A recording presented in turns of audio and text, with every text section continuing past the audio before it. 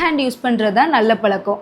குழந்தைங்களுக்கு hand dominant 2 to 3 இயர்ஸில் start ஆகிடும். 2 வயசுக்குள்ளே இருக்க குழந்தைங்க ரைட்டு லெஃப்ட்டுன்னு 2 ஹேண்டுமே யூஸ் பண்ணி தான் ரீச் பண்ணுவாங்க. It's completely normal.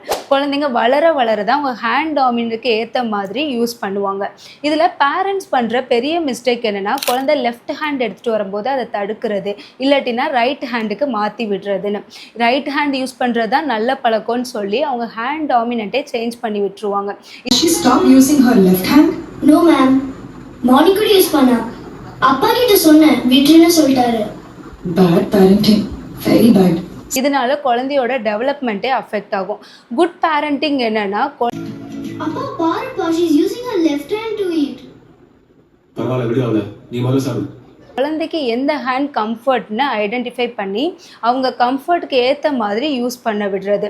ரைட்டோ லெஃப்ட்டோ அது அவங்களுடைய கம்ஃபர்டபுள் தானே தவிர இதில் நல்லது கெட்டதுன்னு சொல்கிறதுக்கு எதுவும் இல்லை.